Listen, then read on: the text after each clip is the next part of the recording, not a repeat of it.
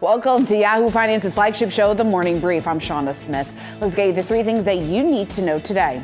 First up, tariffs front and center for investors this morning. The Trump administration imposing sweeping 25% tariffs on most Canadian and Mexican imports while raising tariffs on China to 20%. Canada and China are already responding. Canada imposing phased levies on $107 billion worth of U.S. goods. And meanwhile, China targeting agriculture with 15% tariffs on American agricultural shipments. Overall, the tariffs are expected to have significant economic impacts, including increased costs for households and slower economic growth. That tariff risk is playing out in the markets this morning. You've got U.S. stock futures moving to the downside here ahead of the open, and this comes after a sell-off in Monday's trading session. Tech bearing the brunt of that risk-off shift that we saw play out in the market. The Nasdaq now down nearly 10% from its record high in December as investors assess the risks associated with a growing trade war. Taking a look at some of the other sectors under pressure. Automakers also taking a hit today, tariffs threatening to drive up prices on vehicles. You've also got the retail sector in focus, prone to some of those tariff risks. Target warning this morning that its earnings outlook here, that tariffs and worsening consumer sentiment are going to have a meaningful impact on its profit going forward.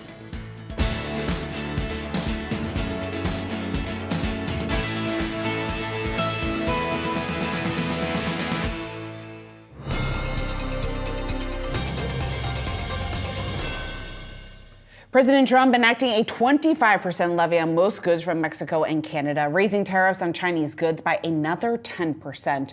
China and Canada are already retaliating in response to these new tariffs. Canada immediately imposing tariffs on more than $20 billion in U.S. goods, more levies to come later this month. And Beijing is going to enact a 10 to 15% tariffs on several U.S. farm imports starting next week. Now, the tit-for-tat tariffs marking an escalation in already fraught tensions between the U.S. and some of its largest trading partners. Here to break it all down, I want to bring in Ed Mills. He's Raymond James Managing Director. And Ed, a lot for investors to digest here, just about 28 minutes ahead of the opening bell on Wall Street. I'm curious what you make of the fact that the Trump administration actually followed through with these tariffs and maybe what this signals here for the days and months to come. Yeah, Shauna, the concern that people had with President Trump was he going to be in a situation where he was crying wolf? We've had a lot of announcements. He said that these were going to go into effect. He alone has the authority to put them on and to take them off. I think with this, he needs to follow through and say that he's going to do this, or other leaders are not going to anticipate the other tariffs that he's also signed into an executive order, which is come April, reciprocal tariffs. Tariffs on autos, in addition to what we're doing with Canada and Mexico, which absolutely does impact autos, tariffs on semiconductors, lumber, you go down the list. The big debate for me right now is how long these last, what other countries can do to try to de-escalate this. I think this is bringing about an incredible amount of uncertainty. I'm here at our investor conference in Orlando for Raymond James, and every conversation is, how long does this last? Because a lot of deals, a lot of investors are very uncertain, and a lot of things are frozen until we get that certainty, Shauna. Ed, what do you think the risk to the economy looks like? When you break it down by the pricing pressures this could potentially add, how much this could weigh on economic growth going forward? Shauna, I think the thing that I've been most focused on is consumer sentiment to begin with. We have a lot of financial advisors here at Raymond James. I'm getting a lot of questions from them, getting questions from their clients in terms of exactly how this is going to increase or decrease anything that they get at the store. To the extent that there is a concern that this is going to be stickier, back in 2017 when President Trump first started putting tariffs on, there was concerns about inflation, but that wasn't the learned experience.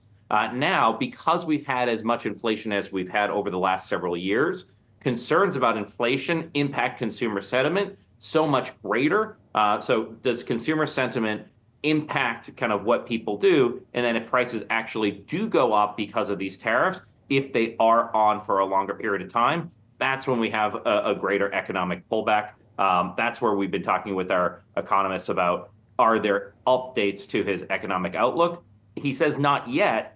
But if these are stickier, he absolutely will have to update his economic projections here for this. rest of the year. So then, Ed, circling back to the question that you've been getting this week at your investor conference, how worried should investors then be about these tariffs? I think they have to pay attention. I think it is a to be determined how worried they absolutely have to be. When I've talked to folks within the Trump administration, people who've done trade for him, what they tell me is to break it up in two different buckets. Bucket number one is really significant threats of tariffs and potentially implementation for short periods of time to get policy changes. And those policy changes could be really helpful and favorable to U.S. business interests, especially if they open up opportunity for us to sell more things globally, and things ultimately could get less expensive for consumers. Bucket number two is there is a portion of this that is going to stay on more permanently that raises revenue. Donald Trump has talked about the creation of the External Revenue Service. Congress wants to extend out the Trump tax cuts. Republicans are seeking to make that permanent. So to the extent that that's covered to provide the certainty of the tax policy over the next couple of years, if we get that certainty, that's positive. But right now, we're probably at or near maximum uncertainty today with these new tariffs and over the next month as we get those reciprocal tariffs. So uncertainty right now, worry. I think it's a to be determined how worried you need to be, Seana. Ed, what do you think the global economic implications look like? I think that this is uncharted territory. We are looking at putting tariffs on countries that have historically been our neighbors, historically been our allies. When we look at some of the statements coming out of President Trump yesterday about building car manufacturing here in the United States, well, we've had NAFTA since the 90s, and he, in his first administration, signed the USMCA, the United States, Mexico, Canada Free Trade Agreement, as an update to NAFTA, which affirmed kind of having these joint supply chains between the United States, Canada, and Mexico. And so to the extent that you have a president who established a free trade agreement and is now completely changing the rules of the road in going after countries that we've had military alliances with for kind of since the beginning of our country, that uncertainty is getting everyone to ask the question of what does U.S. economic leadership look like into the next 4 years? And Ed, as we look forward to tonight, President Trump is going to hold his first joint address to Congress here in just a few hours from now. I guess, what are the top things that you will be listening for in that address? Yeah, I want to know if there's any give on these tariffs. I want to understand exactly what his economic agenda will be. Since the beginning of his administration, he signed more than 110 executive orders and executive actions. Is he going to outline how he's going to implement that? I want to understand his geopolitical outlook. We've had negotiations with Netanyahu. We've had negotiations with Zelensky to different degrees of success. What is his goal going forward on American leadership? What is the path forward on government funding? We have a March 14th government funding deadline that looks like we could be headed towards a government shutdown. How does he want to deal with that? What tone does he strike? And how is he going to provide the leadership to navigate through these very significant economic and geopolitical risks? Certainly we'll be listening for that tonight. Ed Mills, always great to talk to you. Thanks so much. Thanks, Seana.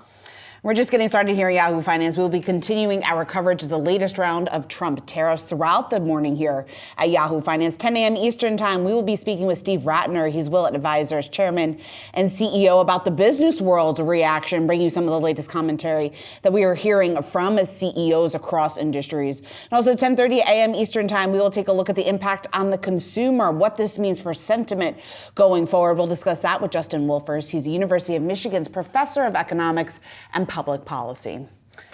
Let's take a look at the futures market. Again, you're seeing some pressure across the board, the downward move coming on the heels of the sell-off that we saw yesterday as trade risks continue to rattle investor sentiment. You have stocks selling off in yesterday's session. The NASDAQ actually led yesterday's losses, now down nearly 10% from its December high. You're also looking at further losses here ahead of the open this morning. You're looking at where it closed yesterday with the NASDAQ off just about 2.6%. Among big tech, NVIDIA, the worst performer underperformer among the Mag 7 names. That actually fell 8% to its lowest level since September. I believe right now you're looking at the early action here, the before the bell action that we are seeing with NVIDIA. That stock off just about 3% here in pre-market. Joining us now to break it all down, we want to bring in Nancy Tengler, Laffer Tengler Investments CEO and Chief Investment Officer. Nancy, it's great to have you back here on Yahoo Finance. I'm curious what you make of this risk-off sentiment that we're clearly seeing play out in the markets. And then, of course, what we're seeing from investors, just this shift here towards negative sentiment. Thanks for having me, Seana. I mean, it's always excruciating when you're in the middle of a correction. And I think that's where we are. We're down about 5% from the highs. I think we could have another 5% to go. But the important thing to stress here is that we get a correction once every 12 months, and it's always spurred by something. And this time, of course, it's spurred by the tariffs. And I think we have to kind of analyze not just what the tariffs will be, but how long we think they're going to last. And I hope we start to get some indication. If they're short-lived, then this is just an opportunity to buy stocks for the long term. If we get an extended, robust, I guess you could say, trade war, then I think investors have to step back and say, where do I want to be exposed? And how should they be thinking about that, Nancy? Well, I think then you want to be domestically exposed to the extent that you can. So things like healthcare, financials, where we're overweight, REITs, maybe utilities, depends on the type of utility. Those would be places to be focused. But I think that defensive trade is just that, a trade. Because if you look at the whole AI revolution, and if you look at, I mean, there's so many cross currents acknowledged, and it's keeping me up at nights, just like the first quarter of Trump 1.0, by the way. It was also equally as exhausting and chaotic. But if you think about, okay, what is the objective of DOGE? It's to improve efficiency and productivity of government. And that is going to be done through technology. So I think at the end of the day, the fears about spending cuts will actually inure to the benefit of technology companies. And then you have to say, is AI real? And will it have broad-reaching impacts? And we've seen it during the fourth quarter earnings calls that companies are saying that the use cases for AI is exploding. We're starting to see monetization. I read an article you probably read about how they're using AI bots to identify wildfires in the Western United States. I mean, the range of usage is really quite compelling. And I think this is an industrial revolution like we haven't seen for 100 years. And Nancy, coupling that with the strong earnings growth that we have seen for the most recent quarter, though I think the question for investors is whether or not it is enough to offset some of these macro concerns that we're clearly seeing play out in the markets. What do you think? Yeah, so I think, well, first of all, earnings are backward looking. So what we focus on is, of course, did they hit or beat? But what is the guidance? And what we've seen from many of these companies is that guidance for CapEx spending did not decline. In fact, some after DeepSeek, in fact, some of the hyperscalers, Meta and Amazon, actually increased their commitment to CapEx. The hiccup in the current Atlanta Fed GDP Now report, which just went negative 2.8%, is largely due to imports. I think we'll see that kind of, and so that's a tariff exposed area, and I think we'll see that kind of smooth out. But I think you're going to wish that you'd put some money to work in this period if you're looking back 12 months from now. Nancy, how hard is it, though, to get a reversal when sentiment is declining as rapidly as it has? So usually, Seana, what happens is you hit some sort of technical level, or there's a modest or marginal change in tone. I mean, if we saw some of the tariffs pulled back, that would be a catalyst. If we saw the tax cut bill go through, or some major regulatory news, that would be a catalyst. But I think we're in this choppy segment for the first half of the year. Because I don't think we're going to see anything come out of Congress until late spring. And then I think we'll see a very different market in the second half of the year that will be focused on what we should be focused on, which is earnings and margins. And it is important to note that margins are near historic highs. So if they're going to expand, it's going to have to be through increased productivity, and that requires technology spend. So Nancy, should investors then essentially just be ignoring or looking past some of that short-term market volatility? I do think so, Seana. I mean, at some point we will get another bear market. I just don't think this is that. And I know there's a lot of chatter about whenever you have two back-to-back 20+% returns in the S&P that you get a correction. But and a correction, as I said earlier, is good. But it doesn't mean you're going to get a bear market. And if you go back to the 90s, which is what we think this is analogous to, and by this I mean the technological innovation, then what you saw were 5 years of above 20% returns, or at or above 20% returns. So let's see what happens. Let's listen to the speech tonight and see if we get any further clarity. And if not, I would be buying the high quality companies. I mean, a stock like NVIDIA, which is driving the AI revolution. Certainly there's threats from the sanctions by the government, and the Chinese have been able to get around that. So I hope we get some news on that. But the stock's trading at a price earnings to growth ratio of like 0.5%. So that's a pretty compelling valuation for any investor. And I think you can use the weakness to add to your holdings. Remember, it was below 100 in July. So it's a volatile name, but the trend long-term is pretty positive, we think. All right, Nancy, always great to get some insight from you. Thanks so much for taking the time to join us here this morning. Thank you. Coming up next on Morning Brief, we've got full tariff coverage ahead as stocks look to open in the red. Some downward pressure across the board when it comes to some of that early action that we're seeing play out for the major averages. Plus, Target warning on tariffs and the consumer. We'll break down the forecast. You're looking at shares off just about 3% in pre-market trading. Plus, we'll take a look at some of the other big movers on the back of those new tariffs and which sectors are most at risk. We've got all that and more coming up on Morning Brief.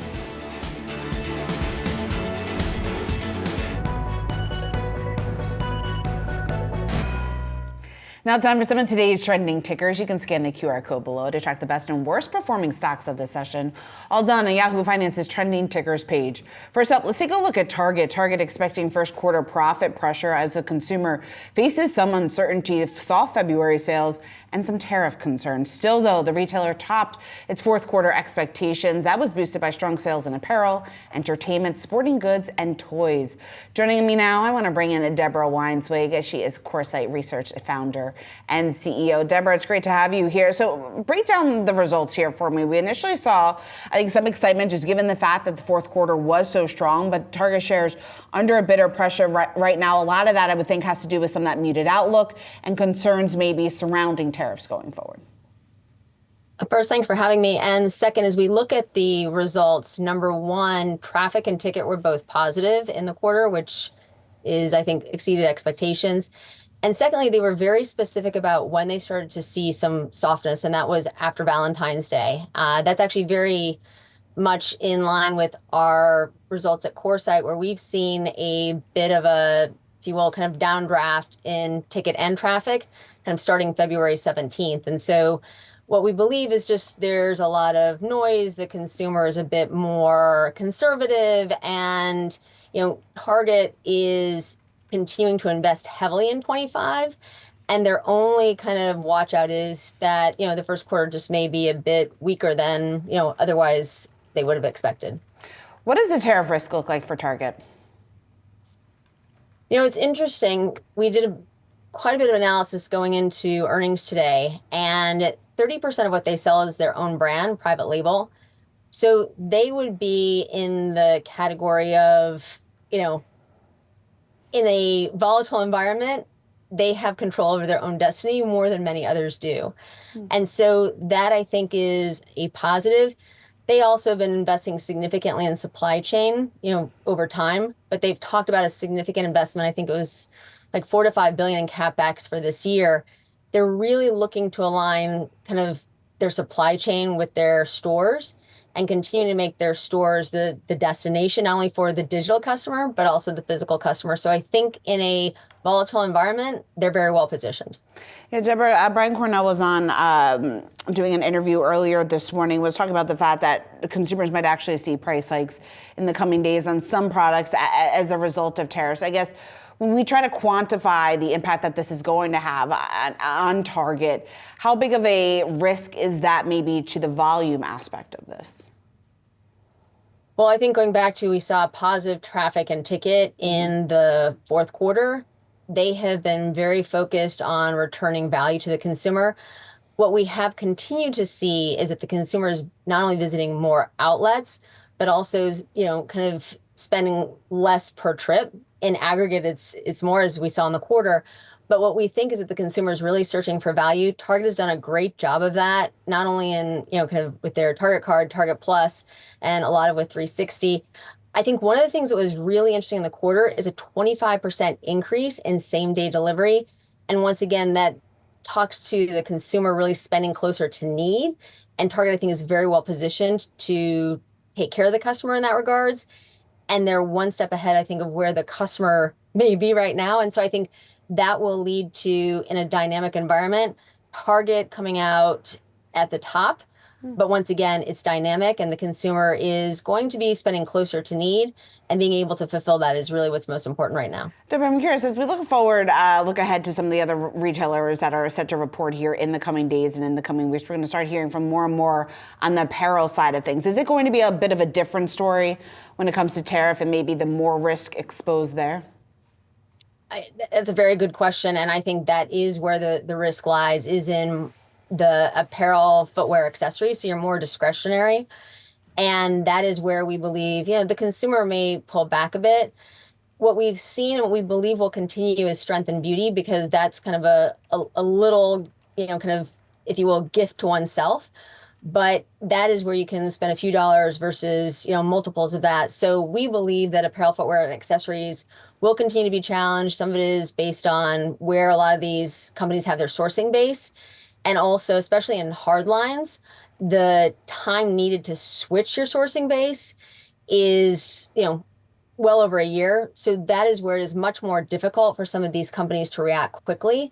And I think that if you look at the this is what I believe is going to be a standout moment, that you're going to see a significant difference between the larger and the smaller retailers. The larger retailers have already prepared for this, but the smaller retailers, and I'm talking under 10 billion, so depends how you look at small, but I wanted to define it. Under $10 billion in sales, they, I think, have been reticent to make unnecessary investments, but that could come back in the way of higher prices and also longer lead times in supply chain. And those are some of the concerns I have, especially going into holiday 25. All right, makes a lot of sense. Deborah, thanks so much for breaking that down for us. Thank you. Let's take a look at Okta. Okta shares are climbing to the upside here after reporting better than expected fourth quarter results. The software company's revenue climbing 13% from a year ago. Yahoo Finance executive editor Brian Robins got the chance to speak with Okta co-founder and CEO Todd McKinnon about what drove the numbers last quarter. Let's take a listen. Well, I think big picture, identity and security are very important for companies in every industry, governments across the world, and it's reflected in our earnings and our performance in Q4. We're very excited about the numbers, about the growth, about the profitability, and more importantly, about what it means for next year and beyond. We're in a big industry, it's growing fast, and we're a key player in that industry that's providing a lot of value to a lot of customers, and we couldn't be more happy. McKinnon was also very optimistic about fiscal year 2026 and taking a look at the guidance that exceeded analysts' expectations. Next up, let's take a look at Walgreens. Walgreens reportedly nearing a deal to go private. That's according to the latest from the Journal. Wall Street Journal reporting the private equity firm Sycamore Partners could take the drugstore chain private for around $10 billion. Yahoo Finance's Anjali Kamlani joining me now with more details on this deal. And there has certainly been some talk about this for a while. There has been, and I've said it on air before, and we know that this is the most serious deal that Walgreens has considered. They have been looking for a buyout for the last couple of years, and that's actually when you saw the valuation of the company tank. So taking a look at the current market cap, it's $8.8 billion, and the deal valuation that Wall Street Journal reported is $10 billion, and that is a tenth of what the company was worth 10 years ago. So clearly a need for Walgreens to go somewhere. The deal will split the company into 3 smaller companies, and that includes sort of its international arm. So taking a look at what Walgreens looks like, it does of course have that retail giant pharmacy business and clinical trials, as well as the Boots pharmacy in the UK, the pharmacy benefits manager, which is Shields, and then the newest endeavor and the most valuable per investors is the specialty pharmacy business that it got into. Plus, it has the health service provider, VillageMD, which it is letting go of, and then CareCentrix and Cencora under that umbrella. So how the company will split up, of course, we don't know the details just yet. But, we've seen over the years, and if you take a look at the map too, just how much space Walgreens has globally, that's also part of how this company will split up. Walgreens has been compared to CVS in the past, but it really more falls into the category of Rite Aid, which we did see go private just a couple of years ago. And so this is sort of following that suit. Retail pharmacy business, not a good time for that with all the reimbursement pressures, as well as online competitors. It's why Mizuho's Jared Holt said last week, prior to the Wall Street Journal valuation, that he thinks the stock will continue to trade in this $10 to $12 range, which it currently is, and also believes overhangs are on Medicaid funding. That's another variable that there is existential risk around for the business. So that's something to take a look at. We've seen, a lot of hold on the stock, and the stock is up right now on this news. So stay tuned. We certainly will. All right, Anj, thanks so much. Keep it right here on Yahoo Finance. Coming up next, we got the opening bell for you. We'll be right back.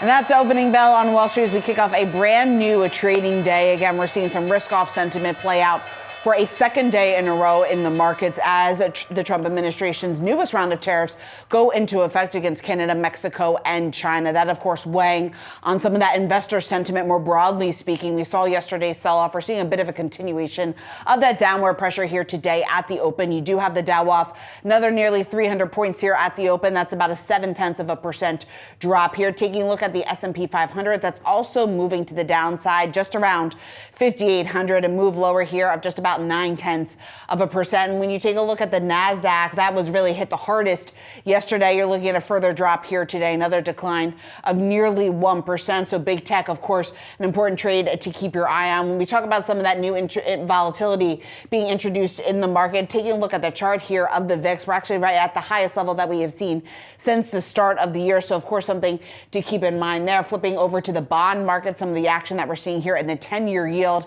that's down just about 3 basis points to 4.15 as investors do calculate ultimately what all this could mean here for the Fed going forward and investor playbook. As we take a look at some of that sector action, if we're able to pull it up here on the screen, it looks like it is a blank screen here. So let's go back. Here we go. All right, it's the NASDAQ 100, and then we have the sectors for you here. Again, we are seeing, to no surprise, a lot of red on your screen, just given that downward pressure that we're seeing across the major averages. You got consumer discretionary, the worst performer here of the session, at least this morning here, following some of those earnings results that were out this morning before the bell. You've also got energy and financials among the most under pressure. On the flip side, utilities, healthcare among the sectors here holding on to some gains at the open. I mentioned the fact that the NASDAQ was the worst performer in the major averages yesterday. Once again, it looks like that is going to be the case here this morning. Let's take a look at some of the broader pressure that we're seeing across the big tech. You've got Amazon off just about 2.5%, Tesla off another 4% here today.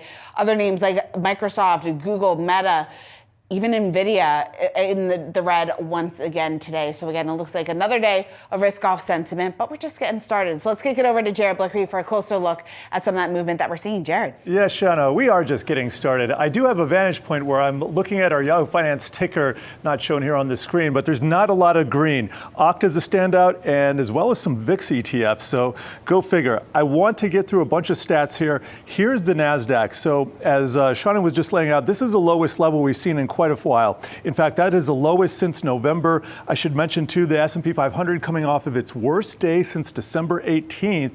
That was a Fed day. That was a pretty negative day in the market. And then the Russell 2000. Small caps tend to be the most volatile, and they have definitely seen the biggest slide to the downside recently, down 13% over 3 months, with the Russell 2000 now touching September lows. So I'll put a 1-year chart on, and you can see going all the way back here. This looks like an important topping formation right now in the rearview mirror, and we have definitely breached that neckline to the downside.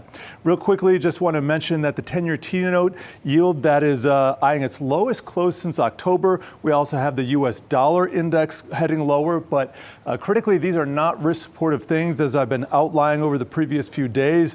And now we want to get to the sector action. Seana was just looking at consumer discretionary leading down. So is energy now. Those two are trading places. We're going to touch on energy and WTI crude, which is having its own issues with Ines Ferre in a little bit here. Let's skip over to the NASDAQ 100. We mentioned NVIDIA. Here, let me just put on a 2-day so we can see the magnitude of the slide here. Now, NVIDIA is almost down 10% over these 2 days. I'll show you a 1-year chart. And this is just a whole lot of sideways action that's been frustrating traders for the better part of the last year. NVIDIA now has its worst day yesterday since DeepSeek. That was January 27th. So some fairly significant milestones being breached by the Mag 7. And the Mag 7 itself just had its worst day since that middle of December, that December 18th Fed day as well. I was noting that in the context of the S&P 500. Very important for the Mag 7 as well. Let's go over to futures land where we have a lot going on, but I'm going to limit it to gold because gold is one of the few things heading higher right now. And looks like I'm going to lose my access to the Wi-Fi, so I'm probably going to kick it back to you right here. But gold is now within 1% of its record high. And don't look what Bitcoin's doing because it's not pretty. But I will be doing a deep dive on that in about 1 hour. And we look forward to that. Jared, we'll see you soon. Well, U.S. stocks falling at the open, deepening yesterday's sell-off that was sparked by growing tariff risk and worsening economic data. Joining us now is our very own Josh Schaefer. And Josh, we were discussing this yesterday, a follow-through of it a bit this morning following the implementation here of tariffs. But you're seeing U.S. growth risk really being started to be priced in, and obviously something that investors are paying more and more attention to. Yeah, so yesterday we were talking about growth risk right after ISM data came out that showed the activity in the manufacturing sector was weaker than expected. Also, a big tick up in prices paid, really driving some of that activity. So it actually might have even been in contraction, removing that, right? Then you fast forward, Seana, to the end of the day yesterday. Seems like we're getting these tariffs. And one of the key parts of the tariff narrative has been that it's likely going to weigh on growth. So what you're looking at on your screen there is the Citi Economic Surprise Index. So this is how economic data comes in versus expectations. You can see that line has been continuously moving down. That's your line, and I believe green or blue there has been moving down. What's been moving down with it? The stock market, right? So that's sort of been the concern. We talked a lot headed into 2025, how it felt like most investors were positioned for, once again, U.S. economic outperformance, likely GDP growth above 2%, and that was sort of the U.S. exceptionalism trade that felt like consensus in this Trump era. Well, if tariffs actually aren't a negotiating tactic and tariffs are going to happen, that changes the narrative a little bit. Mm-hmm. And you're seeing a repricing. So it's the data itself that we've had over the past several weeks, but also what would tariffs do to the data over the next several months? And that doesn't seem to be that positive of a read-through either, and the market's clearly reacting. Well, and also just how tough it's going to be to get a reversal or get some sort of momentum, regain some of that lost momentum at a time when sentiment has been taking such a hit. And you take a look at just in terms of the fears surrounding some of that econ data that we have been getting out. Obviously, we'll get a bit more clarity when it comes to the labor front on Friday when we get the jobs data. But I think it also just begs the question just how strong some of the fundamental story has to be and whether or not earnings are going to be enough in order to offset some of this. You bring up an interesting point with the momentum, right? We've been talking a lot about the momentum stocks. And so essentially stocks that were winners for the past several months continuing to win, right? Sort of following that factor along. And when you really look, Sean, at what's lagged over the past 5 days, over the past month, I'm looking at our Wi-Fi Interactive right now. It's tech, consumer discretionary, right? So that's a 2-day. We'll go to a 5-day look at it. Tech, consumer discretionary, and energy are your only sectors underperforming the S&P 500. You look at a month, it's tech, energy, consumer discretionary is your only sectors, though, I guess is my point, right? There's still some green on your screen there. And then when you look at inside the NASDAQ 100, and we'll equal weight that out for us here, and we can look at the stocks that have underperformed the most. Tesla, MicroStrategy. These are stocks that really were momentum trades, right? You could probably even put NVIDIA in this basket. Palantir. These stocks, the hype has fallen out a little bit, and that's really what's been dragging on the index. Yes, stocks tanked yesterday on that tariff news. NVIDIA was down almost 9%. Mm-hmm. It's tough for the S&P 500 to be up when NVIDIA is down 9%. So I think the growth concerns are there, but it's really about what's been selling off too that gives you sort of that weight coming down on the index. Yeah, that's a great point. All right, Josh, stick with us. Let's talk a little bit more about what we're seeing here play out in the markets. Time now for today's strategy session. While stocks have wiped out gains for the year, the stock market is still higher from when Trump was elected. So when might we see a Trump put in the stock market? Joining us now, we want to bring in Drew Pettit, He's Citi's U.S. equity strategist. Drew, let's just first start with the action that we've seen over the last 24 to 48 hours, and I guess going back long before then. But help us make sense of this downward movement that we are seeing across the major averages and how worried we should be at this point. So I think the starting point is really, really important. We were at a point where the market was fully valued around 6,000, 6,100. So when I say fully valued, I don't want to talk about PE multiples and stuff like that, but just to really simply break it down, for the growth that analysts were expecting, you had to hit those numbers just to justify what we were trading at today. So when we introduce headwinds like tariffs, and our math is with these tariffs in place, you're probably taking about $3 off of 2025 earnings estimates, every 3 months. You start to see these really acute moves in markets. So you get defensive, you take some risk off the table, and that's exactly what we've been seeing in the past month. Drew, so $3 off earnings every 3 months that these tariffs would be in place, right? I guess I know it's hard to predict, but what sort of base case do you guys have for now is how long you think the tariffs are going to be in place and therefore how much of a headwind they actually are to earnings this year? The toughest question for everyone, I can give you a number, but I have no idea. And I think that's what gets a little bit messy here. Everyone always talks about uncertainty in markets. The future is never certain. Let's just start with that. But for us, it's just really, really hard to handicap. And we're sitting here digging through the data, digging through every headline, digging through every executive order. We don't really know. So when you don't have that confidence or even just some base case to really throw out there, you get these air pockets to some extent. And I think probably around 55, 5,600, we start balancing the risks a little bit better. But I really don't have a good answer for how long these can be in place. Drew, I guess maybe another question here is what needs to happen in order for that bull market to more meaningfully kick back in? When we talk about the resilience here of earnings, whether or not that's going to be enough, what else do we need to see in order to regain some of that movement to the upside? Yeah, so number one, we got to start moving past some of these macro concern stories. Like, yeah, we're talking about consumer softness right now. How soft? We're talking about manufacturing. Are we going to get a resurgence? Okay, not quite sure yet. Interest rates, yeah, they've come down, but they're reacting to growth. What's the Fed going to do? Is inflation going to stay relatively benign or at least on that kind of lower trend, which is okay for equities? I think we got to clear some of those hurdles. And then tariffs, we just kind of need to know where the bottom or the end game is. I think we get past all of that, and a lot of the fundamental stories in the S&P are actually secular stories about efficiency and new technology. So let's just kind of check the box on a couple of these, headwinds for now, and I think we refocus on the secular stories. Drew, you mentioned the Fed there. There's been some interesting movements as far as how markets are pricing rate cuts for this year, right? We've now moved to pricing in 3 rate cuts fully for 2025 for the first time. I mean, how are you seeing sort of the Fed path? Is 3 rate cuts, if we're getting it off growth concerns, actually good for the market, or would we want to see rate cuts come back off the table here as far as market pricing goes? Yeah, right back to the setup leading into this. When you're fully valued, you need rates to be low and growth to be good. So you're seeing the reaction between the Citi Economic Surprise Index, which you brought up to kind of kick this segment off, Josh, and the market reaction. So Fed cuts because of weak economic data is not a good thing for markets anymore. If we were talking about this 2 months ago, Fed cuts against a resilient backdrop was good for markets. All right, Drew, always love getting your insight here. Thanks so much for taking the time to join us. Okay, thanks. Let's get over to our chart of the day. Madison Mills is standing by for a closer look at the performance of stocks versus bonds. Maddie, what are we seeing?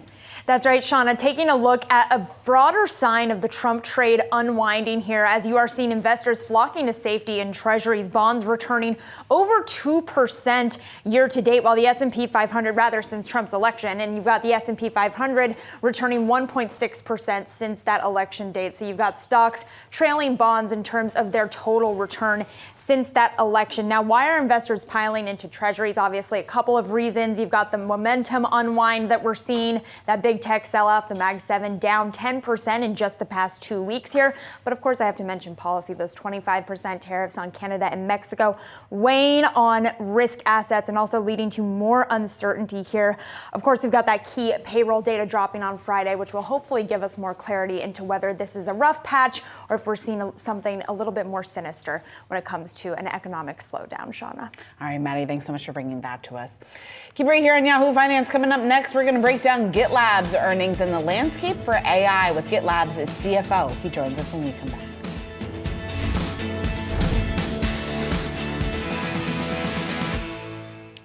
Shares of software and cloud provider GitLab recovering this morning from an initial move to the downside following its earnings print. Here we are just about 15 minutes into the trading day. You're looking at gains of nearly 4% for GitLab, the company beating fourth quarter expectations. Some concerns about guidance here for the full year coming in just shy of consensus. Joining me now, I want to bring in Brian Robins. He's GitLab's Chief Financial Officer. Brian, it's great to have you here on Yahoo Finance. Talk to me about some of the trends that you are seeing this quarter. Obviously, when you take a look at the fourth quarter, there was a lot to like. Investors clearly rewarding you here this morning. What does that tell us just about demand and what you think that looks like here in the quarters to come? Yeah, absolutely. Thanks for having me on the show this morning. For those who aren't familiar with GitLab, GitLab is a leading DevSecOps platform that allows people to make software better, faster, cheaper, more secure. And so we're really happy to be able to report our great earnings this quarter and serve our customers. Demand this quarter has been similar and consistent to the previous couple quarters.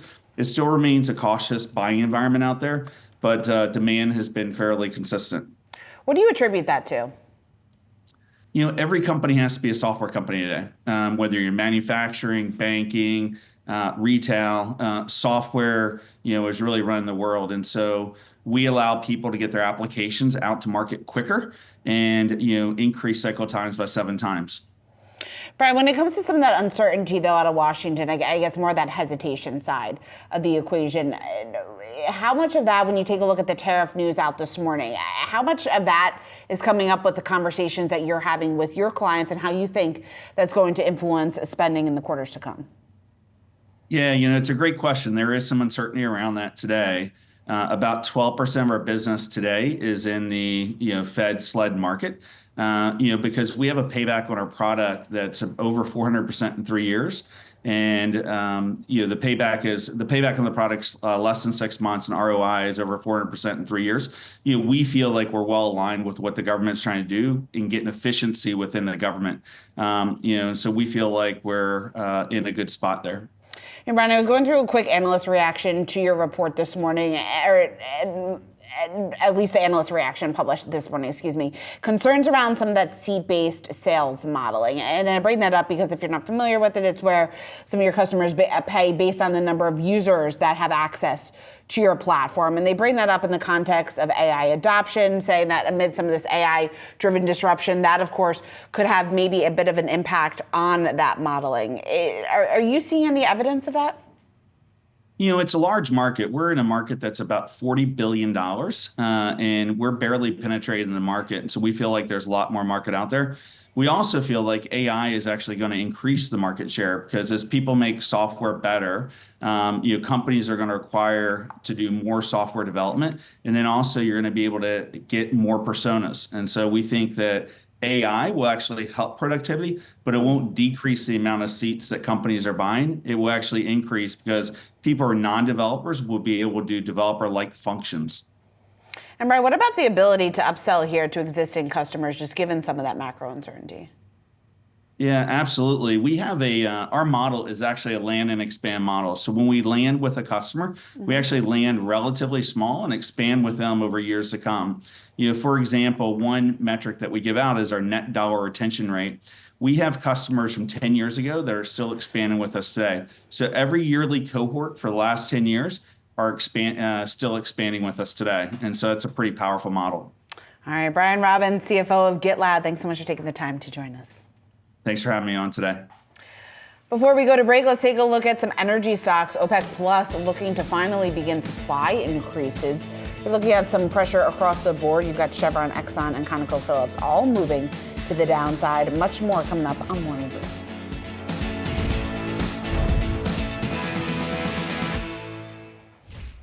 Oil prices extending the move to the downside after OPEC Plus announced that it will revive halted oil production in April amid pressure from President Trump. Now, we're also seeing some impact this morning from tariffs and the president halting military aid to Ukraine. Joining me now with more is Yahoo Finance senior markets reporter Ines Ferre. Ines. Shauna, and what you just mentioned, all of those factors are weighing on oil prices. But the big move to the downside that we saw yesterday and into today as well is OPEC Plus' decision to start winding down some of those production cuts that they had started about 2 years ago. And really, they have lost market share over the span of those 2 years as the U.S. production went to all-time high levels.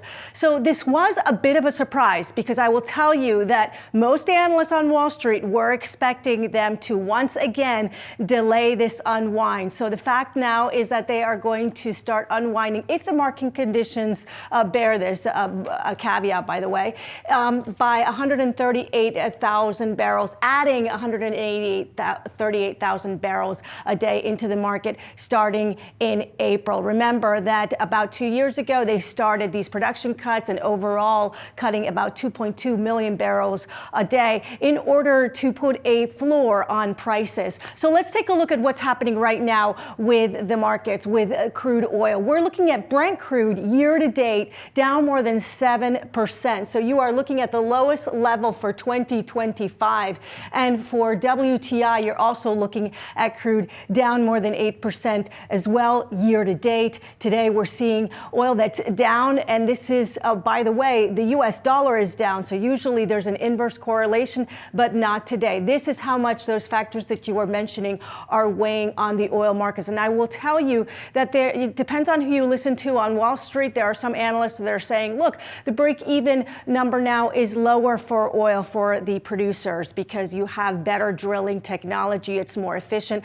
But I spoke to one oil veteran down in Texas yesterday that told me this will definitely hurt the shale producers, because if they're seeing that WTI is below $70 a barrel, they will not want to drill new wells. Shauna. All right, something we will continue to watch. Ines, thanks so much. Thank you. Let's do a quick check of the markets just about a half an hour into today's trading session. You're taking a look at all three of the major averages moving to the downside. You now have the S&P off just about 1.2%, erasing its election gains, wiping out $3.4 trillion in value. You also have the NASDAQ trading right around the lowest level that we have seen since early November. You're seeing big tech leading some of the losses over the last several days, although the Dow, now the biggest decliner of the three major averages, off just about 1.2%. We'll be right back.